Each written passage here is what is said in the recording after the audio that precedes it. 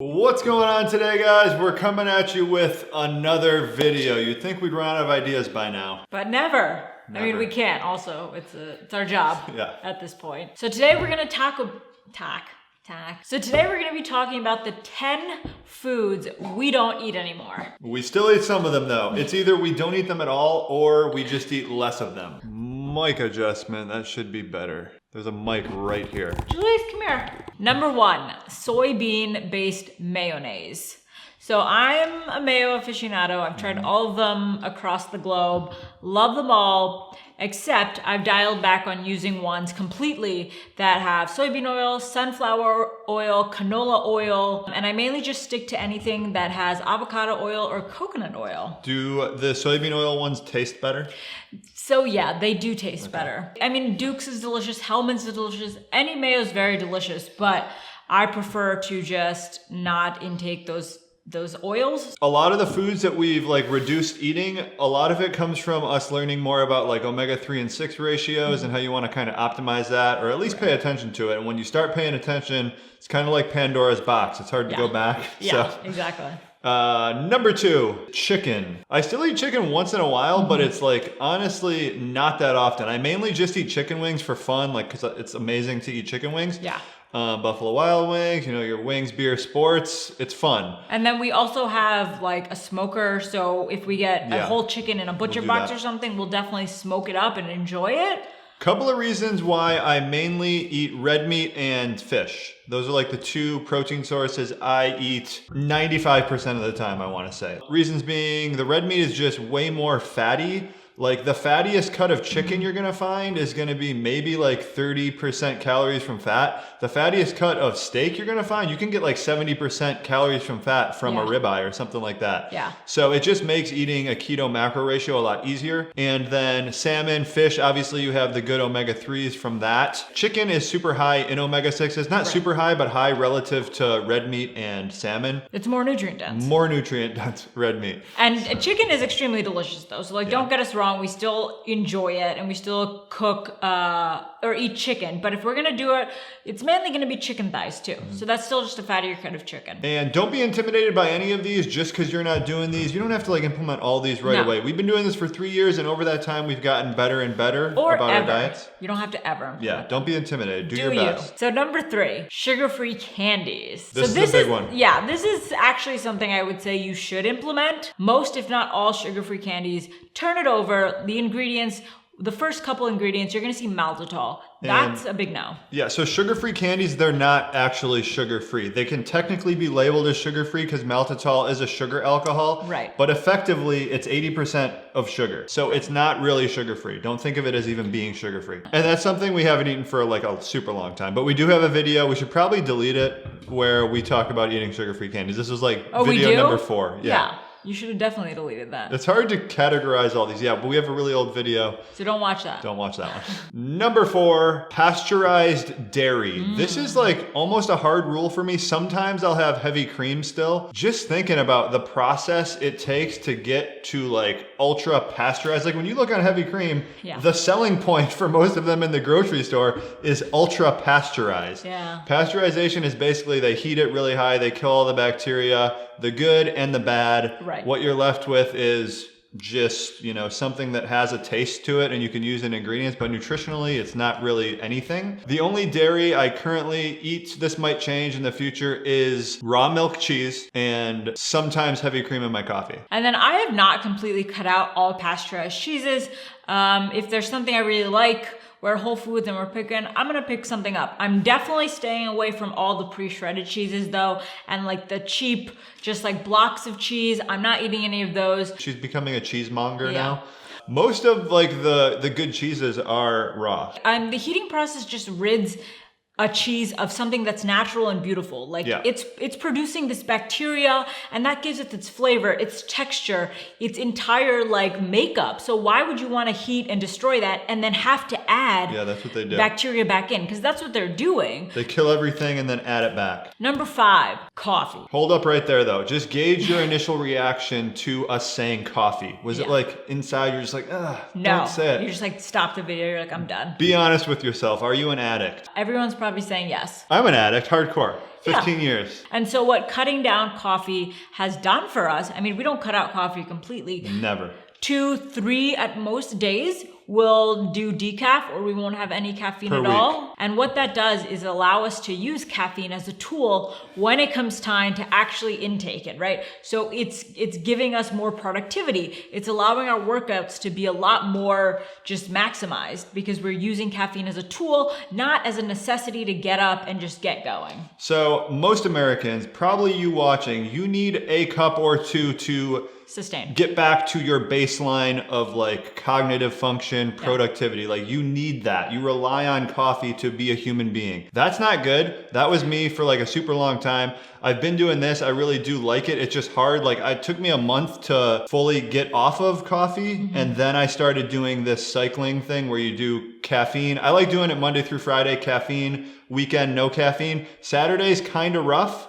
But then Sunday, I don't need coffee at all. It's no big deal. I could continue on with no coffee from there. And then Monday, you drink the caffeine and you're like, whoa, life has changed. Okay, so yeah, you realize how much of a drug caffeine actually is when you have your cup of coffee on Monday. I mean, take the world by storm. Take the world by storm, yeah. It's like very much a drug. Try using caffeine. Don't let it use you as much. Something my dad would say. I agree though. Number 6, store-bought salad dressings. Almost all of them are high in soybean oil. We like to avoid sunflower oil. Canola Those are the oil. big two. Canola oil too. Any kind of vegetable oil, plant oil, kind of want to stay away from. We look for avocado oil-based dressings if possible. Oil and vinegar, olive oil and apple cider vinegar taste just as good as store-bought salad dressing. So I just do that. I think it's a lot better. But then there are some great avocado oil options out there. So just, keep an eye out, look at all the dressing labels.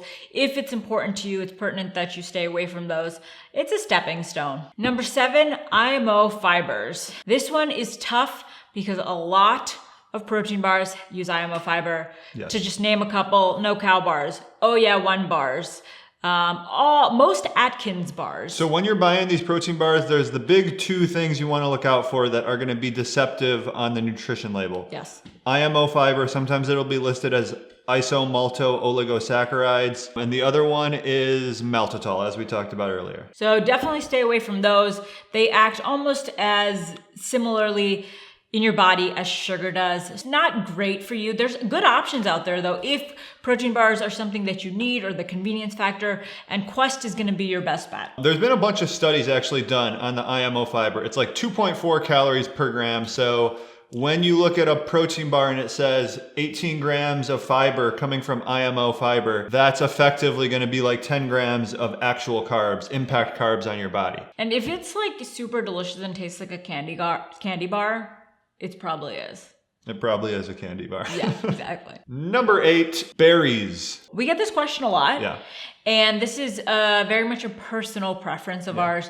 We've never really played the berries game. I've never really liked berries pre-keto anyway. So it's not something that I felt like I needed coming into the keto diet when you're cutting out all fruit. I'm the same way. I don't really love berries. I know a lot of people are hardcore berry lovers, but I don't like how they taste that much. And also it's like there's a decent sugar load for the micronutrient content of the berries. Right. And I think like the longer I do keto, the more research I do, the more I realize like just because this plant food on paper has like X amount of potassium, X amount of folate, whatever, it doesn't necessarily mean that in your body it converts to that. Like the bioavailability of plant foods is going to be way lower than animal foods. So that's kind of my frame of thinking on like veggies and berries. Eating berries for the micros doesn't make as much sense to me anymore. That being said, most people are not eating them for the micros. Yeah, you're eating them for taste. Yeah, they are delicious. And yeah, they're better than a Snickers bar. They're better than like non-keto desserts. So if that is something that satisfies you and helps it keep it more sustainable for you, then by all means enjoy berries. Like you can definitely do that and stay on a keto diet in moderation. This is just what we've been doing. Yes. We're sharing what we do with you. Number 9, the big one, nuts. I don't know why I said the big one, but it is pretty big because peanut butter, nuts and nut butters, of course. And it's very difficult to stay away from them, especially once you start eating them. So here's a couple reasons why nuts are a problem. First off, moderation with nuts, it's very hard. It's impossible. I mean, peanut butter is the equivalent to black tar heroin. I don't No. even know what black tar heroin is. I'm It not just in agreement. makes it sound worse. Is it worse? Yeah. Okay, so that's what peanut butter is for me, and I feel like for most people, it's like very hard to control yourself around, or any kind of nut butter, really. Right. That's number one. Moderation's tough. When you're switching to keto, you're like, okay, I'm not gonna eat the chips, I'm not gonna eat the popcorn, I'm gonna snack on some almonds. An ounce of almonds, I'm done in like a minute, right? Yeah. So it's really easy to overeat. Another thing is nuts are very high in omega-6s, a lot of them.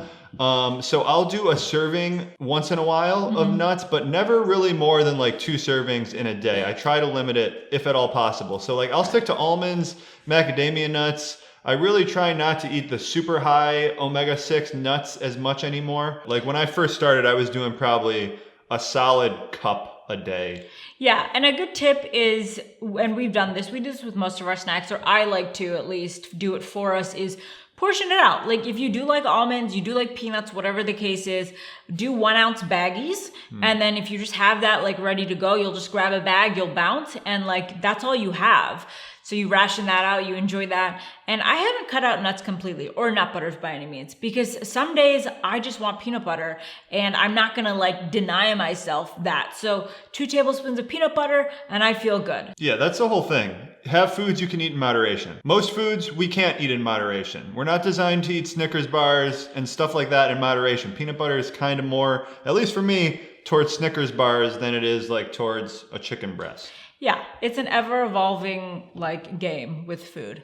You just get better every day. Number 10, veggies. Ooh. Or at least certain veggies. I'm pretty particular about the veggies I'm eating these days. Me too. Raw veggies, I almost never eat anymore. Honestly, like, other than avocados, I don't really eat raw veggies at all. The reason I eat veggies at all is for volume. It's hard to really feel satiated on just like meat and fats, for me at least.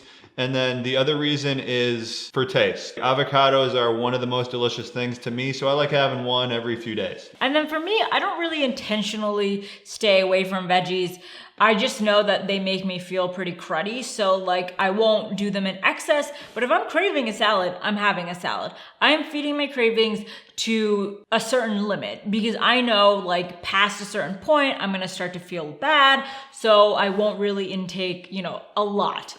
And then as far as the veggie that I definitely will always stay away from is cauliflower. And that's just me fine-tuning what makes me feel best and what works for me. So that's always important when applying any of what we've been saying today and going forward. Think about how the foods make you feel. For me, cauliflower makes me feel bloated, very gassy. It gives me an upset stomach. It reacts in my body the way like beans did when I used to eat beans. So I'm just naturally averted from them. I don't like eating cauliflower at all. And so figuring out what works best for you is a good way to go about it. So you don't have to cut everything out, but you can like play around and see what makes you feel good, makes you feel bad, and that's how you decide the best keto diet for you. All right, guys, that is our list of 10 foods we don't eat anymore or we eat a lot less of. Comment below, let us know what you've changed in like the past 3 to 6 months, what you're eating a lot less of, what you're eating a lot more of. Pretty much it for today. All right, we'll see you guys soon.